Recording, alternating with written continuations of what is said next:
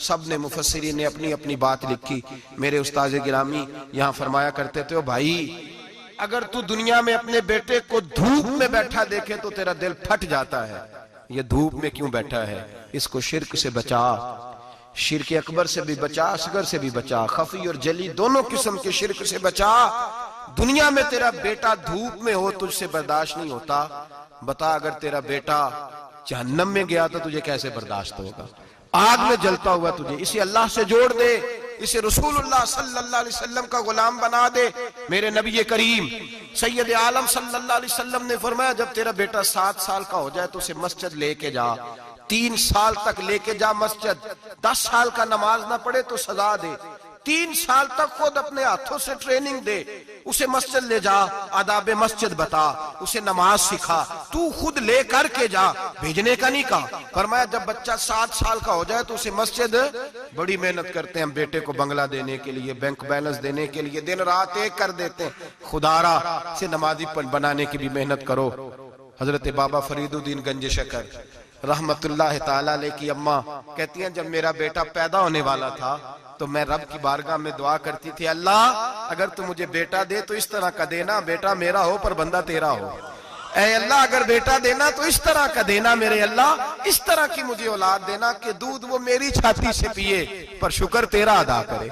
ऐ अल्लाह अगर बेटा देना तो इस तरह का देना कि कुव्वत रोटी रोजी वो जमीन पे खाए लेकिन इसी जमीन पर वो तेरे दीन का सिपाही भी बने, वो मुजाहिद फी सबीलिल्लाह भी बने। हजरत बाबा साहब कहते हैं मुझे शक्कर पसंद थी, अम्मा बड़े जतन करती है बेटे के लिए, बड़ा कुछ करती है, और बेटे रोटी टाइम पे खाना फला का। कहते हैं मुझे शक्कर पसंद थी, मेरी अम्मा सर्दियों के ठंडे मौसम में उठ के मेरे लिए पानी भी गर्म करती, मुसल्ला भी बिछाती और फिर एक पुड़िया शक्कर की बना के मेरे मुसल्ले के नीचे भी रखती। कहती बेटा नमाज पढ़े तो अल्लाह शक्कर देता है। आप फरमाते हैं मैं रोज नमाज की 5 नमाजों के वक्त मुसल्ला उठाता तो पुड़िया शक्कर की मिलती। स्कूल और मदरसे के मैं अपने क्लास फेलो को भी कहता नमाज पढ़ो बड़ी प्यारी शक्कर मिलती है। कहते मैं रोज शक्कर खाता।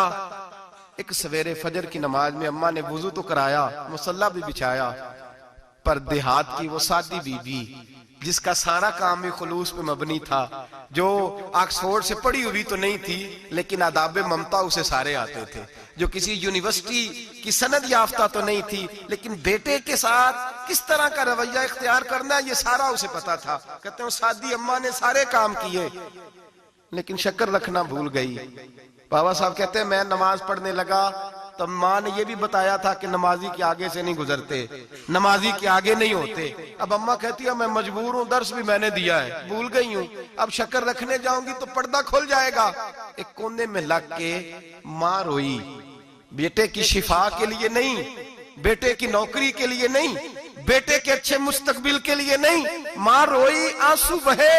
तो कहती क्या है, ऐ अल्लाह मैं इसे अपने आगे झुकाने को जतन थोड़ी करती थी, तेरा बनाने का जतन करती थी। ऐ अल्लाह मेहरबानी फरमा, मेरी पर्देदारी कर, अगर राज खुल गया तो मेरा फरीद नमाज ना छोड़ जाए। बाबा साहब कहते अम्मा तड़पती रही और मैंने नमाज पढ़ के मुसल्ला उठाया, पहले पुड़िया होती थी अब तो पूरा दरिया शक्कर का बह रहा है। फरमाते हैं मैंने वो उठाई शक्कर खाई और मैंने चीख के कहा अम्मा जल्दी आ, आज बड़ी लजीज है, आज शक्कर कोई अनोखी है। और आज तो कमाल शक्कर दी है मेरे अल्लाह ने, एक पुड़िया की जगह पूरा दरिया बह रहा है। बाबा साहब रहमतुल्लाह अलैह फरमाते हैं मेरी अम्मा आई और मेरी अम्मा ने बाजू खोले तो माँ की ममता ही बताती है कि अल्लाह की रहमत किस तरह की होती है। कहते मैंने अम्मा के सीने से लगा तो अम्मा रो के कहने लगी बेटे पहले मैं शक्कर देती थी, आज शक्कर बनाने वाले ने शक्कर अता फरमाई है। सारी जिंदगी पेशानी से सजदे का नूर नहीं गया, सारी जिंदगी वो लज्जत इबादत नहीं गई, इसलिए कि उस्ताद ने डंडे से नमाजी नहीं बनाया था, इसलिए कि पीर साहब ने ये कह के नमाजी नहीं बनाया था कि नमाज पढ़ोगे तो रोटी में बरकत हो जाएगी, इसलिए कि अल्लामा साहब का वो बात सुन के हम नमाजी नहीं बने थे कि जिस नमाज में बताया जाता है कि बीमारियां खत्म हो जाएंगी नमाज पढ़ने से। अम्मा ने रब से जोड़ने के लिए नमाजी बनाया था।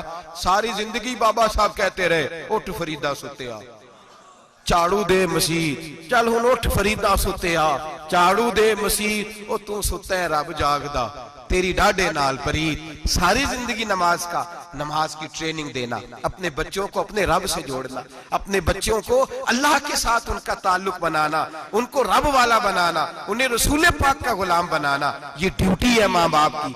एक बहुत बड़े मुहद्दिस हैं, इतने बड़े मुहद्दिस हैं कि मेरे नबी करीम की मस्जिद नबवी में वो हदीस के उस्ताद रहे। हजरत रबिया बिन अब्दुर रहमान नबी पाक की मस्जिद नबवी में हदीस के उस्ताद हुए। और हजरत हसन बसरी जो जनाब अली के शागिर्द हैं, वो भी हजरत रबिया के शागिर्द हुए। हजरत इमाम मालिक जो 70 साल तक मदीना और मक्का में हदीस पढ़ाते रहे, वो भी हजरत रबिया के शागिर्द हैं। इनके वालिद का नाम था अब्दुर रहमान फरोग। तारीख बगदाद में लिखा है कि बनु उमैया के दौर में, ताबीन के जमाने में जनाब अब्दुर रहमान बिन फरोग घर से चले गए। एक रवायत है बच्चा छोटा था, एक रवायत है बच्चा अभी माँ के पेट में था, जिहाद करने चले गए। उस दौर में ये जिहाद होता था कि एक इलाका फतह किया तो मुसलमान अगले इलाके में चले गए, अगला फतह किया तो अगले इलाके, एक के बाद दूसरे लोग पलट के नहीं आते थे। हजरत अब्दुर रहमान गए, 30,000 दिनार बीवी को दे गए, कहने लगे संभाल के रखना। और जिहाद करने निकले तो 27 साल तक घर ही नहीं आए, और 27 साल के बाद आए तो हजरत रबिया मुहद्दिस बन चुके हैं, मस्जिद नबी में हदीस के उस्ताद हैं, बेटा बहुत बड़ा शेख बन गया। वापस आए, हाथ में नेजा है, काली दाढ़ी थी सारी सफेद हो गई, वजूद बड़ा तगड़ा था, कमजोरी आ गई। आए, नेजा पकड़ा हुआ है, घोड़े पे बैठे हैं, मदीना मुनव्वरा में घर है, दरवाजे पे दस्तक दी। हजरत रबिया ने दरवाजा खोला, अंदर दाखिल होने लगे तो कहने लगे बाबा तू किधर घुसता आ रहा है? किधर? उसने कहा तू पीछे हट, तू मेरे मकान पे कब से कब्जा करके बैठा है। बात तेज होने लगी, आवाज थोड़ी बुजुर्गों की बुलंद होने लगी तो अंदर से जौजा ने सुन लिया। वो दरवाजे की ओर से देखने लगी तो पहचान गई, कहने लगी रबिया पीछे हट जा, ये कोई गैर नहीं है, तेरे वालिद गिरामी है, ये तेरे वालिद है। अंदर आए, बाप बेटा मिले, असर की नमाज का वक्त हो गया, बड़ा रोए। 27 साल के बाद बाप लौटा, 27 साल के बाद बड़े रोए। नमाज का वक्त हुआ तो हजरत रबिया जल्दी से वुजू किया, मस्जिद नबवी शरीफ चले गए। जनाबे अब्दुर रहमान फरोग ने भी खाना वाना खाना था, खाना खाने बैठे तो हुक्म देखे शौहर क्या करता है। ये नहीं पूछा कि 27 साल हाल क्या रहा, पूछने लगे मैं तुझे 30,000 दिनार दे गया था, वो किधर है? तो ज़ौजा कहने लगी खाना खा लो, असर की नमाज पढ़ के आओ, फिर बताती हूँ पैसे कहाँ हैं, आपकी रकम बड़ी अच्छी जगह पे महफूज है। कहते मैं नमाज पढ़ने मस्जिद गया, असर की नमाज के बाद मेरे नबी पाक के मिंबर पर एक नौजवान बैठा है। घर में तो उनका अंदाज टोपी पहनने का था ना, सादे आम लिबास में, मस्जिद नबी में जुब्बा पहना है, सर पे इमामा है, खूबसूरत लबो लहजे में रसूलुल्लाह के मिंबर पर बैठकर, नबी पाक के मिंबर पर बैठकर, पता नहीं आपको इस बात की लज्जत नसीब हो रही है कि नहीं, आम जगह नहीं, नबी पाक के हुजूर के मिंबर पर बैठकर नबी पाक की हदीसें सुना रहे हैं, इतना बड़ा मुकद्दर। कहते हजरत इमाम मालिक जैसे लोग, ख्वाजा हसन बसरी जैसे लोग कागज कलम लेके हदीसों की समाअत कर रहे हैं, उनसे दर्स ले रहे हैं। जनाबे अब्दुर रहमान कहते हैं मेरी नजर उठी, कुछ बूढ़ा हो गया था, कुछ उस वक्त वो टोपी में सादे लिबास में थे, पहचान ना पाया। एक शख्स से पूछा यार है तो जवान, पर इसके चेहरे की नौरानियत मेरे दिल को भा गई है तो जवान, पर इसका हदीसें बयान करने का अंदाज मेरी तबीयत को घायल कर गया।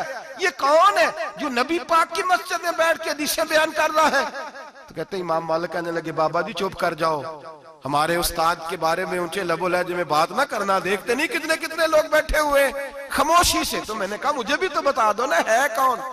तो कहने लगे कोई अब्दुर रहमान फरोग नाम के बुजुर्ग हैं, ये उनके बेटे हैं, रबिया नाम है। कहते हैं जब लफ्ज कहे तो मेरे आंसू छलक के बाहर आए और मैं हुजूर की मस्जिद में गिर गया और रोने लगा कि यहाँ और मेरे रसूल पाक सैयद आलम सल्लल्लाहु अलैहि वसल्लम के मिंबर पर और मेरा बेटा। कहते मैं तड़प के घर गया और घर जाके मैंने अपनी बीवी को जब देखा तो मेरे आंसू निकल गए। मेरी बीवी समझ गई कि ये मेरे मुहद्दिस बेटे को देख आया है। कहते हैं बीवी रो के कहने लगी मैंने आपके 30,000 दिनार आपके बेटे को मुस्तफा करीम की हदीस का उस्ताद बनाने में खर्च कर दिए। मैंने वो 30,000 दिनार खर्च कर दिए, 30,000 दिनार आपका बेटा मैंने। तो कहते हैं मैं अपनी बीवी की तरफ देखने लगा, मैंने कहा कुर्बान जाऊं, मैं अगर अल्लाह के दीन के रास्ते में था, तूने मेरे साथ नेकी की है, मेरा बेटा भी दीन के रास्ते पे लगा दिया। मेरे भाई अल्लाह से जोड़ा, अल्लाह से जोड़ा उन लोगों ने अपनी औलादों।